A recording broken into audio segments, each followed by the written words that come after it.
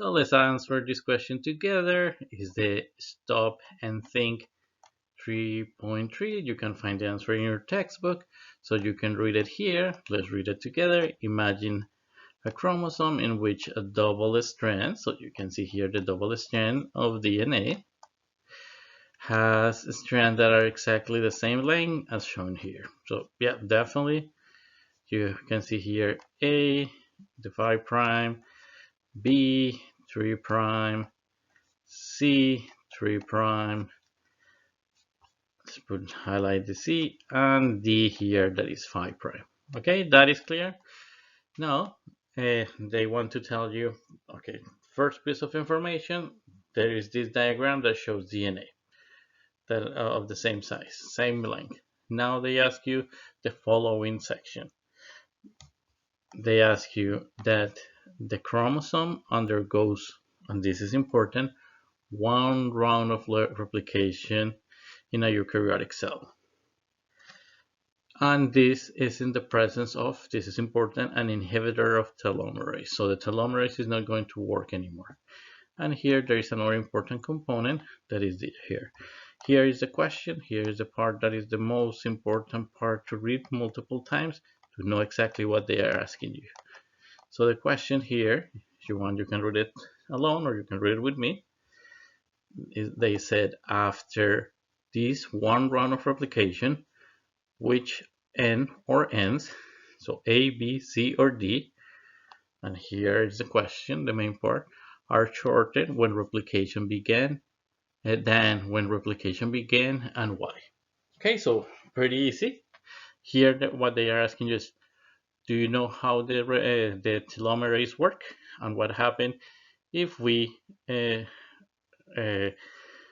find a way, yeah, and we put an inhibitor and make the telomerase stop working. Okay, so remember, one round of replication without telomerase. So they're asking you, there are shorter sequence, which one will be? All of them, 2 of them, 3 of them, none of them? So you have to answer the question. So you can stop the video and think about it, and I will give you the answer in a second. So now let's answer it very quickly. So as generally, I'm going to show you the answer, and then I explain why. So here we have the DNA strand. Here you have telomerase and a telomerase here. So now after replication, we inhibit this telomerase enzymes. So the answer will be that these two regions, the 3' to the 5', are going to be inhibited. So yeah, those 3' are not going to be extend. In other words, the ends labeled B and C, B and C will be shorter than when it starts. Why? Because the telomerase cannot repair this shortened because the enzyme was inhibited. Okay, I hope that this is clear. If you have more questions, I'm going to give you more background so you understand better the question. Okay, so let's continue.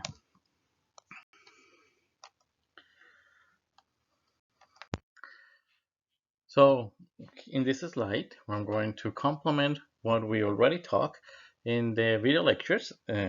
So we will talk about telomeres, yeah, and the enzyme that's the telomerase, yeah. So that you know the telomeres are here and are the caps of the chromosomes, and this one that are linear chromosomes, and they are DNA and protein structures that are protective caps to the end of the chromosomes, and they contain the required sequence for the stability of the chromosome. Okay, so in the video lecture I go and tell you a beautiful story about these chromosomes, about this the telomeres and the telomerase. Now I'm going to show you a video that show you the mechanism in which the telomerase work. Okay, so let's watch it together. The ends of chromosomes contain regions referred to as telomeres. These telomeric regions consist of telomeric repeat sequences. The exact sequence of telomeric repeat can vary from species to species. The repeat sequence shown here is found on telomeres of human chromosomes. Since DNA replication can only proceed in the 5' to 3' direction and requires a primer, it is not possible for a DNA polymerase to replicate the 3' ends of linear chromosomes. If this problem were not corrected, chromosomes would shorten with each cycle of DNA replication. The addition of telomeric repeat sequences by an enzyme complex referred to as telomerase assures that this shortening does not occur. Telomerase is a unique and interesting enzyme because, in addition to having DNA polymerase activity, it also contains an RNA sequence that provides a template for the synthesis of telomeric repeat DNA. Part of the RNA sequence hybridizes with the single-stranded overhang on the DNA strand, leaving a single-stranded overhanging RNA sequence. The repeat unit shown here is from Tetrahymena, which is the model organism used in telomere and telomerase research. The DNA polymerase function of telomerase then synthesizes a DNA strand complementary to the RNA found in the telomerase and subsequently translocates to the end of the newly synthesized strand, and the process repeats itself. Many cycles of repeats can occur.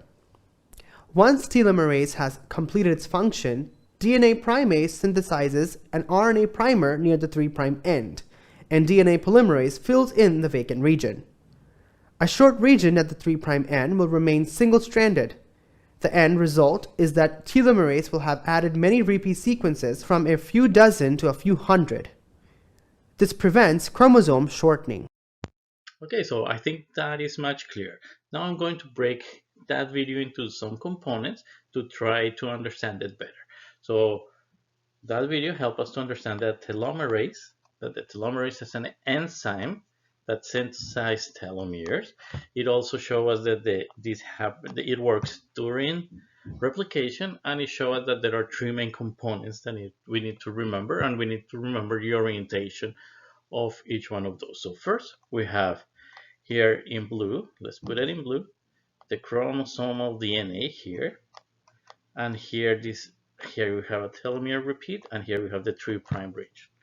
That is important. The second component that we have is the telomerase, yeah, that have an internal guide, and this internal guide has here is an RNA guide, and here we have a 5' sequence. Okay, so that is important. And finally, we have the complementary DNA strand, and that goes from 5' to 3'. Okay, so these three components are very important to understand the mechanism of how the telomerase work, as is shown in the video. But why we need a telomere? Do you remember what was the problem? So let me show you what was the problem. And in the video they show this, that there is a problem with the ends of the replication. Why? Because as our chromosomes are linear, so different from bacteria, they don't have end in the bacteria because they are circular. The end of the chromosomes, yeah, in linear chromosomes, they pose a problem because they cannot be fully copied. Why? Because the replication always go from 5' to 3', and in some sections, as you remember, you will need to have a primer. And putting some primers, these Okazaki fragments, is not going to be possible in some of those ends. So let me show you with a schematic what happened. So just to remind you, this is the replication bubble. Here we have the leading strand, and here we have the lagging strand. Okay, so pretty easy. Leading strand go in one direction, and the lagging strand one goes toward the replication fork. This one goes away of the replication fork, and has Okazaki fragment that, although they take longer, they can be easily replaced, yeah, with DNA. So those primers are gone, but there is a problem. And the problem is when the replication fork, yeah, reaches the end of the chromosome. So for example here, yeah, when the replication fork reaches those parts, there is a section here, this overhang, in which you have a problem with those primers, yeah, that are these short DNA sections that they don't get covered by an Okazaki fragment. So here, if in this region, yeah, we are missing some components, we will need to have another primer here and another primer here, yeah, to be able to have this extra region copy, yeah, this region that we miss. But as we don't have it, we miss this. This is why we have these overhangs. Okay, so in other words, the primers, they should fall beyond the end of the chromosome, as I show in the diagram. And as a result of that, slowly and very gradually, you're going to end up shortening the length of the chromosome. So what we do is put an enzyme that allows us to create this extra section. Yeah, so we can create more primers and we can make longer the telomeres. So let me show you what they do. So pretty easy. What is happening here? You have the again 3' overhang. So to solve that problem, we go here, we get the telomerase that have this RNA template, and there is an attachment here, and these also have these extra nucleotides that will allow to attach new telomeres. And slowly what is going to happen is that they're going to attach those telomeres, and you're going to extend the telomere, that section. So here you can see the telomere attached, then the telomere is going to move forward and it's going to repeat the process. There's an attachment here, there is new space for a new telomere, and after that, now that we have all this space, yeah, here, what is going to happen is that DNA polymerase will extend an RNA primer and is going to synthesize the complementary strand. Okay, so pretty easy. Now let's review the answer. So what I show you here again is that when the telomerase is there and you have this RNA there, this guide here, you can start adding new parts here, okay? And you will add in the 3' all these new sections. However, if we don't have them, yeah, this section will be shorter. For that reason, this B and C will be the regions that they will be shorter. So the labels B and C, they will be shorter than when the replication begins. So this is why the telomerase is so important. If you have any questions, just let me know. Have a good day and bye.